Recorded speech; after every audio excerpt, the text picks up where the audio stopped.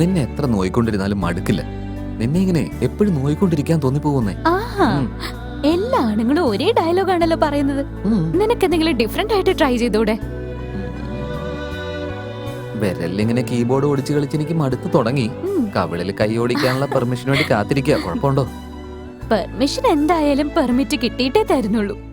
അതുവരെ നീ ഇങ്ങനെ വെറുതെ നോക്കിയിരുന്നാ മതി. അല്ല, വേറൊരു കാര്യമുണ്ടല്ലോ.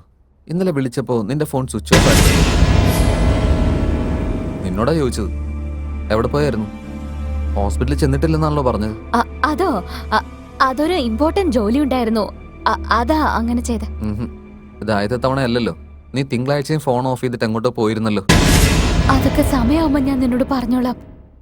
ഇപ്പൊ അതിനെ കുറിച്ച് നീ ഒന്നും ചോദിക്കരുല്ലേ. നമ്മൾ കല്യാണം കഴിക്കാൻ പോകുന്നവരില്ലേ? ഞാൻ അറിയാത്ത സീക്രട്ട് എന്താ? ഉറപ്പായിട്ട് ഞാൻ പറയും വേദ്, പക്ഷെ ഇപ്പൊ അല്ല. അതുവരെ നീ എന്നോടൊന്നും ചോദിക്കല്ലേ വേദ്, പ്ലീസ്. ഓക്കെ, ഇനി നീയായിട്ട് പറയാതെ ഞാനായിട്ട് ചോദിക്കില്ല. ഇനി ഞാൻ എന്തെങ്കിലും ചോദിച്ചിട്ട് ഇനി ഇമോഷണൽ സീനൊന്നും കാണാൻ വയ്യ. ഞാൻ ഇമോഷണൽ ആയെന്നോ? ചാൻസേ ഇല്ല. എനിക്ക് ഇമോഷൻസിനും ഒരു ബന്ധവും ഇല്ല. ഓ, അങ്ങനെയാണോ? അതായിരിക്കും രാവിലെ അത്ര ഇമോഷണൽ ആയത്. നീ എന്തൊക്കെയാ പറയുന്നേ? രാവിലെ ഞാൻ എപ്പോഴും ഇമോഷണൽ ആയത്? ഓക്കെ ഓക്കെ ഓക്കെ, അതൊക്കെ പോട്ടെ. നമ്മുടെ കല്യാണത്തിന് എന്ത് തരത്തിലുള്ള സാരിയാ വേണ്ടത് നിനക്ക്?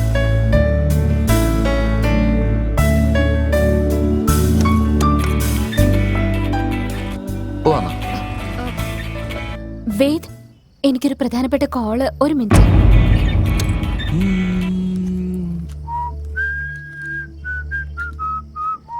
വേദ്, പോകാം.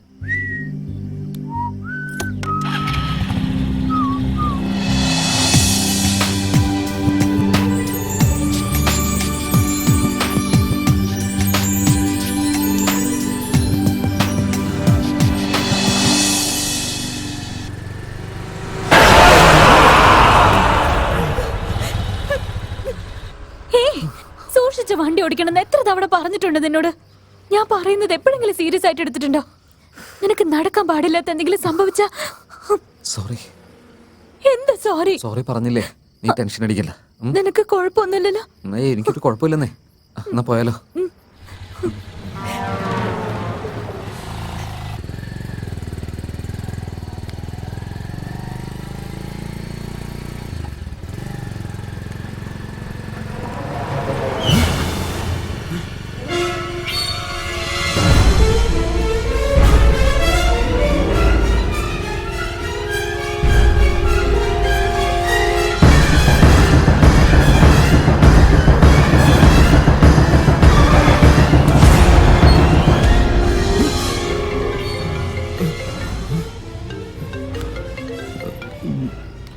ഹലോ വേദ്, നീ എവിടെ ഉള്ളത്? നീ ഇതെവിടുന്നാ? ഞാൻ ഈ ഹോട്ടലിനടുത്ത് തന്നെ ഉണ്ട്. ഒരു മിനിറ്റ്, അവിടെ തന്നെ ഞാൻ വരുന്നു.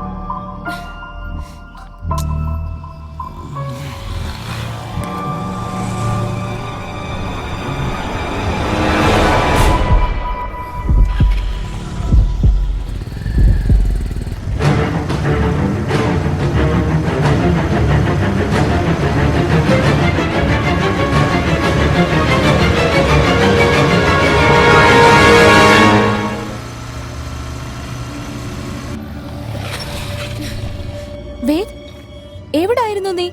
ഫോൺ വരെ നോട്ട് റീച്ചബിൾ ആയിരുന്നല്ലോ. എങ്ങും പോയില്ലെന്നേ.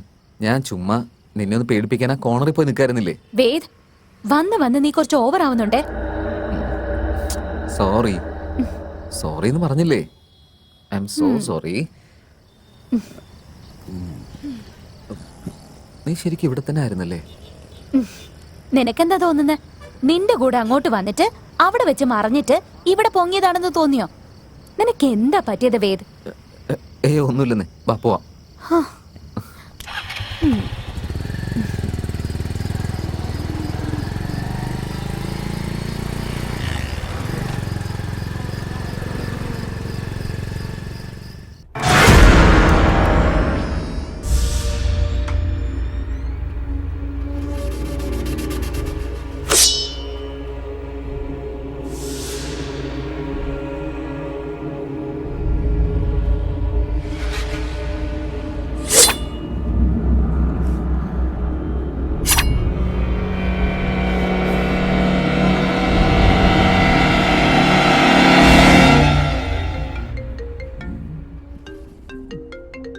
ഹലോ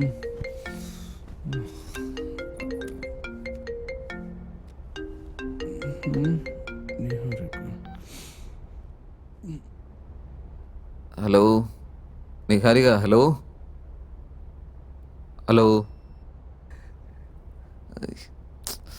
ഇവളെന്താ ഈ സമയത്ത് വിളിച്ചത്?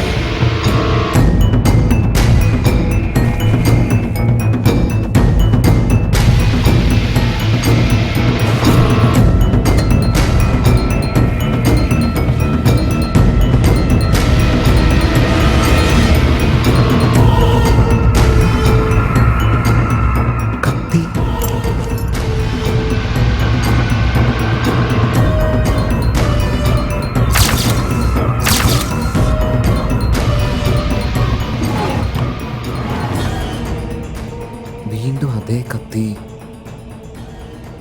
ഇതെങ്ങനെ പുറത്തെത്തിയത്?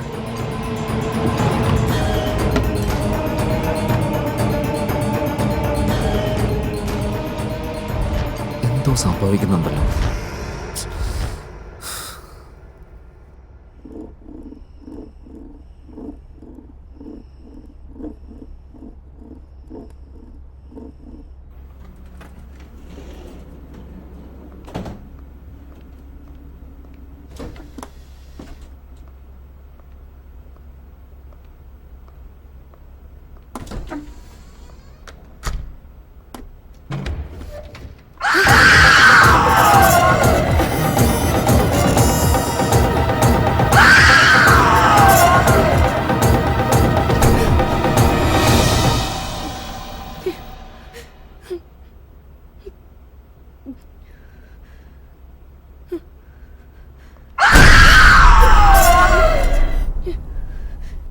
എന്തു പറ്റി madam?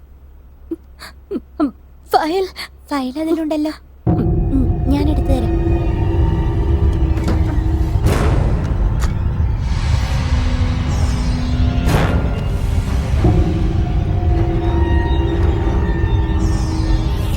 Doctor, file. Doctor, file.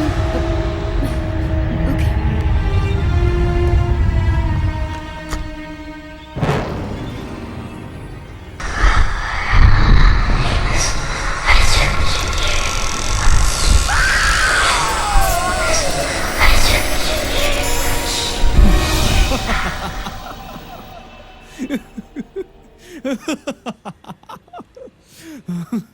Oh my God.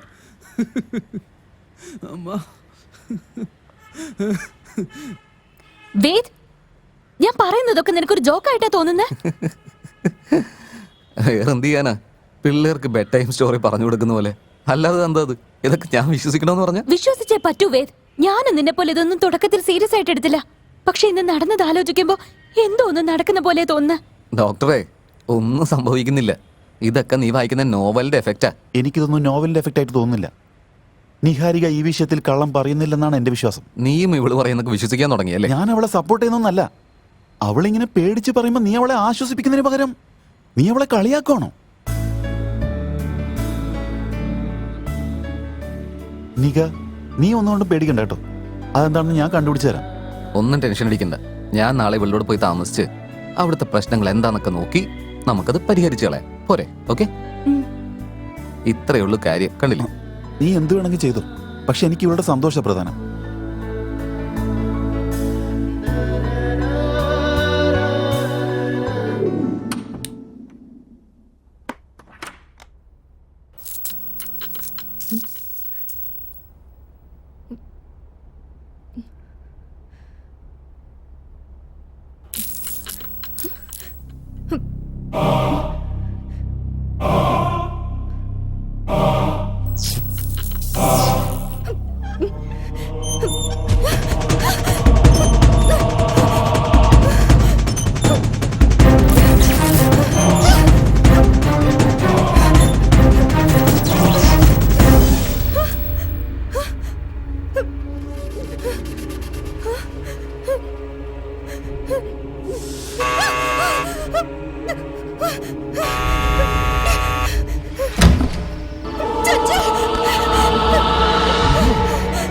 എന്താ പറ്റിയത്?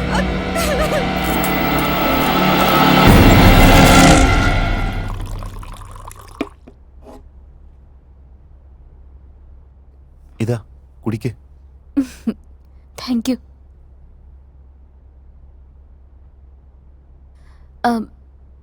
നിനക്ക് പോകാൻ ടൈമായില്ലേ? സാരല്ല, നീ പൊയ്ക്കോ.